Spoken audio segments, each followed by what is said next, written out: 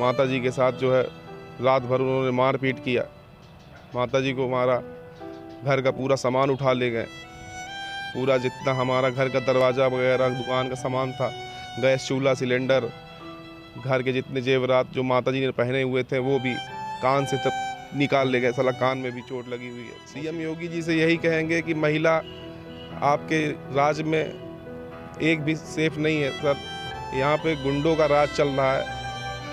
बताइए, हमारी माता जी के साथ जब हमारे घर में खुद ये घटना हो गया तो हम दूसरों के बारे में क्या कह सकते हैं। कार्रवाई यही चाहेंगे कि हमारा जो सामान लूटा गया है हमारा पूरा सामान पहुँचाएँ। हमारा सामान जो है रखे हुए हैं हमारे पड़ोसी, हमारी माता जी के साथ जो भद्रता हुई है इसके लिए जो है प्रशासन उस पर कड़ा एक्शन ले। तो फिर मैंने पुनः एसओ महोदय को फ़ोन किया कि साहब ऐसी सी बातें हो रही हैं, क्या आपने किया इस पे? तो उनका ये कहना था आपको मेरी बात विश्वास नहीं था कि जो एसएसपी महोदय को आपने फ़ोन कर दिया। तो मैंने कहा भाई देखिए समस्या इतनी जटिल हो रही है, घर में अगर महिलाएं हैं तो अगर तो करना ही पड़ेगा एहतियातन।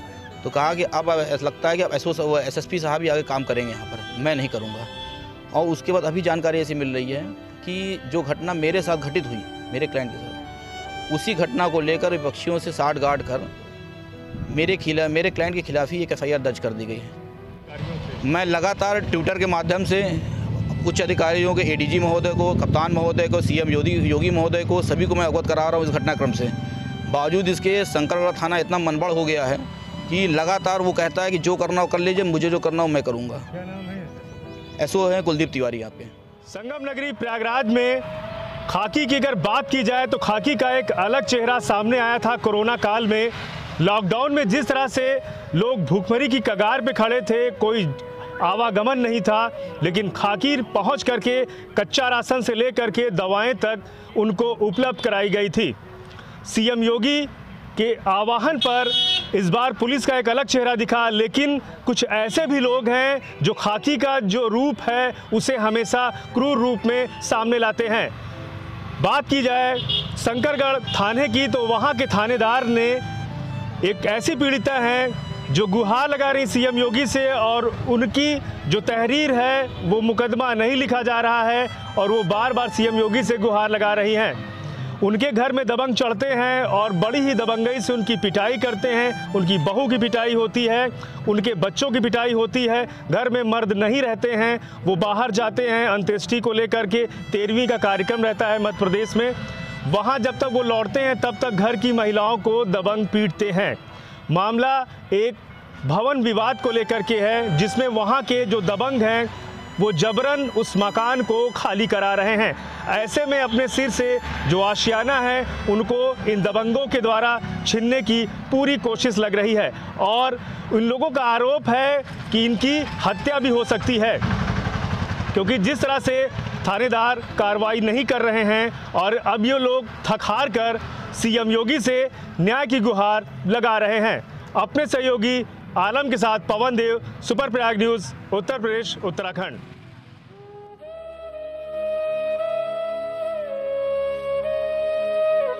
जमीनी विवाद में दबंगों ने बुजुर्ग महिला की पिटाई की, थाने पर दर्ज नहीं हुई एफआईआर।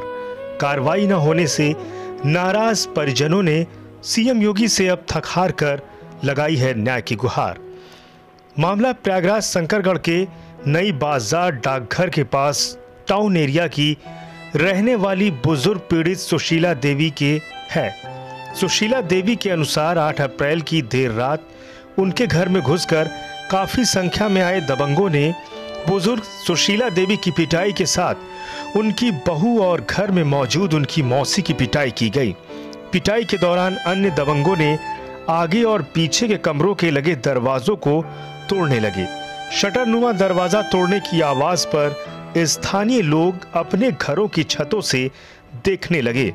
पिटाई करने के दौरान वहीं पर मौजूद स्थानीय लोगों ने अपने मोबाइल में इसकी तस्वीरें कैद कर लीं।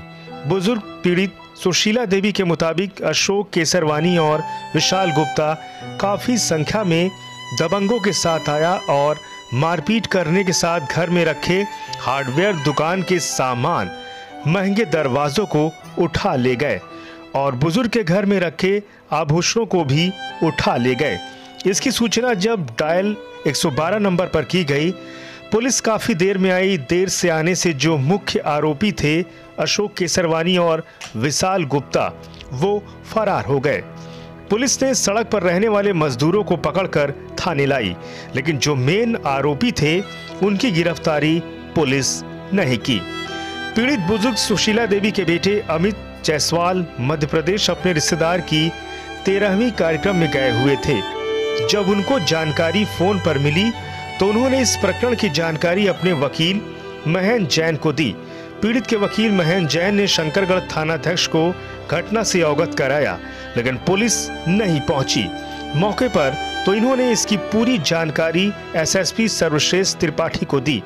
पीआरओ ने तुरंत मामले को गंभीरता से लेते हुए थाना शंकरगढ़ प्रभारी को मामला जल्द संज्ञान में लेने को कहा।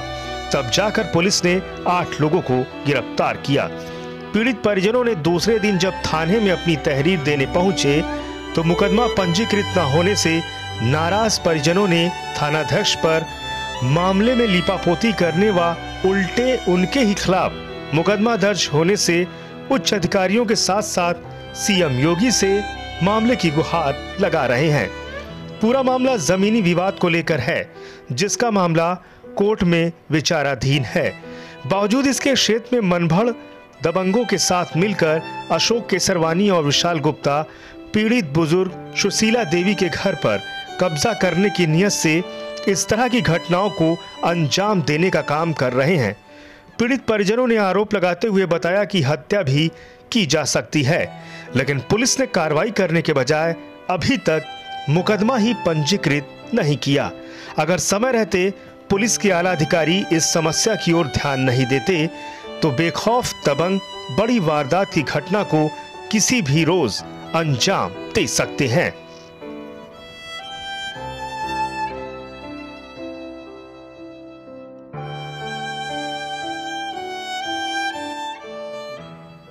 उस दिन 12 बजे रात था, हम लोग खा पी के लेटे हुए थे। वो अशोक महाजन के आदमी आए, अशोक महाजन के लड़का, ये विशाल और अशोक, गुड्डू, ये सब और 50 आदमी लेके और 25 औरत ले आके सर इधर से घुस गए। हम लोग यहाँ पे मेरा लड़का सो रहा था, विष्णु लवकेश, यहाँ पे सो रहे थे लड़के। यहाँ पे इन दोनों को मार के बाहर निकाल दिए। फिर बाद मार गंदी गंदी गाली बक रहे थे, मार रहे थे। पीछे का दरवाज़ा इधर बगल का गेट तोड़ दिए और फिर उसके बाद में सीढ़िया से ऊपर चढ़ने लगे। फिर हम वहाँ से जैसे उतरे, मोबाइल लिए थे, मेरा मोबाइल छिना लिए। मादा चोर निकलो, मार डालेंगे, काट डालेंगे, तुमको भूंज डालेंगे, इसी तरह खूब बक रहे थे। हम लोग को पकड़ पकड़ के घसीट घसीट के मार मार के ले गए, उधर गली में खड़ा कर दिए। मेरी बहू फ़ोन लगाई 112 नंबर पुलिस के। फिर बाद में पुलिस आए तब वो लोग भाग गए। एक बार नहीं, 3 बार भागे, 10 ठो पकड़ भी गए थे। क्या सामान ले गए? सामान में मेरा पूरा गृहस्थी के सामान है, पूरा 4-5 लाख का दुकान का सामान और जेवर जाता है, कान का, गले का, हाथ का, सब उतार ले गए। मेरा भी, मेरे हाँ पिटाई की है, मारे हो रहे हैं आपको? हाँ, हमको मारे हैं सर। आपको और किसको? हमको मारे थे, मेरे बहू को भी मारे थे। मेरे तो यहाँ सब जगह याद लगा है, और यहाँ भी लगा है, यहाँ भी लगा हुआ है, ये और सब, और यहाँ जहाँ सब लाल पड़ा था और ठीक हो गए। अच्छा, योगी जी से क्या चाहती हैं, सरकार से क्या मदद चाहती हैं? पुलिस कार्रवाई, पुलिस को लेकर क्या कहें? पुलिस की कार्रवाई ठीक है? हमारी सुरक्षा करें, हम अपने घर में रह रहे हैं। हमको अपना घर चाहिए और हमको कुछ न चाहिए। क्या नाम आपका? मेरा सुशीला देवी नाम। क्या प्रॉब्लम आई, पुलिस की तरफ से क्या कार्रवाई हुई, कितना संतुष्ट हैं और क्या क्या सामान लेके गए हैं जो दबंग थे? सर, पुलिस की तरफ से क्या कार्रवाई हुई है इसके बारे में हम आपको क्या बताएं। मामला क्या, पहले वहाँ बताइए। मामला ये है कि हमारा जो है ज़मीनी विवाद है, और हमारी जो है घर में मिट्टी हो गई थी। हमारे बड़े पापा एक्सपायर हो गए थे जबलपुर में। हमारा परिवार पूरा वहीं पे गया हुआ था, जितने हमारे घर के लोग थे। हमारी मम्मी और हमारी मौसी जी जो है हमारे इस मकान पे रुके हुए थे। अब जो है रात को तकरीबन 12:30 बजे फ़ोन आ रहा है कि घर में जो है अशोक केसरवानी के लड़के लोग 60-70 लोग को लेके जो है घुसे हुए हैं। जैसे ही फ़ोन आता है आनन फानन में जो है हम जो है वहाँ से निकलते हैं जबलपुर से। अब जैसे यहाँ आते हैं तो पता चलता है माता जी के साथ जो है रात भर उन्होंने मार पीट किया। माता जी को मारा, घर का पूरा सामान उठा ले गए, पूरा जितना हमारा घर का दरवाज़ा वगैरह दुकान का सामान था, गैस चूल्हा सिलेंडर, घर के जितने जेवरात जो माता जी ने पहने हुए थे वो भी कान से तब निकाल ले गए। साला कान में भी चोट लगी हुई है। मौसी लोग के कितने लोग थे? मौसी लोग बता रही हैं लगभग 60-70 लोग थे, जिन्होंने जो है थाने में तहरीर दिया, लेकिन उस पर कोई सुनवाई नहीं हो रही है अभी तक। ना तो हमारी माता जी को जो है मेडिकल करवाया गया, ना कुछ करवाया गया। थाने में जो है दे के माता जी खुद आई और उसके बाद जो है बोले कि हम आएंगे कार्रवाई करने के लिए, अभी तक कोई आया नहीं है। कितना दिन बीता? 8 तारीख की बात है, घटना 8 तारीख की रात की है, 9 तारीख की। तो आज आप समझ लीजिए 13 तारीख है, 3-4 दिन हो गया। महिलाएं पीटी गई हैं घर की? पूरी महिलाएं पीटी गई हैं घर की। घर में छोटे छोटे बच्चे थे। वो एक बच्चे जो है हमारा छोटा खुद ही 1 साल का है। हमारी वाइफ है, पूरी हमारी वाइफ के साथ अभद्रता हुई है। हमारी माता जी को मारा गया, हमारी मौसी को मारा गया। क्या कहेंगे सीएम योगी से? क्या मदद चाहेंगे? सीएम योगी जी से यही कहेंगे कि महिला आपके राज्य में एक भी सेफ नहीं है सर। यहाँ पे गुंडों का राज चल रहा है। बताइए, हमारी माता जी के साथ जब हमारे घर में खुद ये घटना हो गया तो हम दूसरों के बारे में क्या कह सकते हैं? क्या चाहेंगे कार्रवाई? कार्रवाई यही चाहेंगे कि हमारा जो सामान लूटा गया है हमारा पूरा सामान पहुँचाएँ। हमारा सामान जो है रखे हुए हैं हमारे पड़ोसी, हमारी माता जी के साथ जो भद्रता हुई है इसके लिए जो है प्रशासन उस पर कड़ा एक्शन ले। अच्छा, क्या किसी पार्टी से ताल्लुक भी रखते हैं क्या जो दंगई कर रहे हैं? अशोक केसरवानी है, यही है जो हमारे घर में गुंडाई कर रहे हैं। नहीं, किसी पार्टी से जुड़े हैं क्या? या व्यापारी हैं? ये व्यापारी हैं, पैसे से धनार्थ हैं, हर जगह अपना पैसा फेंक रहे हैं, पैसे से हर चीज़ को खरीद लेना चाह रहे हैं। लेकिन यहाँ मदद करने वाले के खिलाफ ही कार्रवाई की जा रही है, क्या है पूरा मामला, क्या कहेंगे? मामला देखा जाए तो कुछ भी नहीं है, लेकिन जिस प्रकार से प्रशासनिक कार्यवाही चल रही है एक तरफा, उसको देखते हुए लगता है कि मेरा जो क्लाइंट है जिस मकान में रह रहा है, बरसों से उसी मकान में रहता चला आ रहा है। और एक हैं विपक्षी आपके अशोक केसरवानी, जो धन बल के काफ़ी बाहुल्य आदमी हैं, आपराधिक किस्म के भी हैं। अपने पैसे के दम पे उसके इस मकान को, जो पुश्तैनी मकान उसका है, उसको औने पौने दाम पे ख़रीद लिया है। अब वो चाहते हैं किसी तरीके से इसको हम कब्जा कर लें। मेरा क्लाइंट जो अमित जायसवाल है, इसमें सपरिवार इसमें निवास कर रहा है, व्यापार कर रहा है, और व्यापार करने के साथ साथ ही उसी में सपरिवार रह भी रहा है। 8 तारीख की रात में जिस दिन उनके बड़े पापा जी की डेथ हो गई थी, जबलपुर में रहते थे वो, सब परिवार सारे जेंट्स वहाँ गए हुए थे। घर में महिलाएं औरतें रह रही थी। तो रात में जो विपक्षी अशोक केसरवानी, उसका लड़का विशाल गुप्ता, ये सभी लोग 50-60 लोगों की संख्या में घर में जबरन घुस करके तोड़फोड़ किया, महिलाओं से अभद्रता की, लूटपाट किया, घर के दरवाज़ा दीवारों को तोड़ करके इस पर कब्जा करना चाहा। चूँकि जो मेरा क्लाइंट है अमित जायसवाल, वो अपने दादाजी के डेथ में जबलपुर था, सारे जेंट्स लगभग वहीं पे थे। तो इसने मुझको फ़ोन किया कि वकील साहब देखिए ऐसी सी बात हो रही है, मैं थाने फ़ोन भी कर रहा हूँ तो लेकिन कोई सुनवाई हो नहीं रही है, तो आप अपने स्तर से थोड़ा बात कर ले, तो आखिर नहीं महिलाओं की हत्या हो जाएगी वहाँ पर। तो मैंने तत्काल एसओ शंकरगढ़ को फ़ोन किया अपने फ़ोन से, और फिर तुरंत बाद उसके मैंने एसएसपी महोदय को भी इस मामला से अवगत कराया। अवगत कराने से ये हुआ कि आगे बढ़ाओ, अवगत कराया तो फिर मैंने पुनः एसओ महोदय को फ़ोन किया कि साहब ऐसी सी बातें हो रही हैं, क्या आपने किया इस पर? तो उनका ये कहना था, आपको मेरी बात विश्वास नहीं था कि जो एसएसपी महोदय को आपने फ़ोन कर दिया। तो मैंने कहा भाई देखिए समस्या इतनी जटिल हो रही है, घर में अगर महिलाएं हैं तो अगर तो करना ही पड़ेगा एहतियातन। तो कहा कि अब ऐसा लगता है कि अब एसएसपी साहब ही आगे काम करेंगे यहाँ पर, मैं नहीं करूँगा। और उसके बाद अभी जानकारी ऐसी मिल रही है कि जो घटना मेरे साथ घटित हुई, मेरे क्लाइंट के साथ, उसी घटना को लेकर विपक्षियों से साठ गांठ कर मेरे क्लाइंट के खिलाफ ही एक FIR दर्ज कर दी गई है।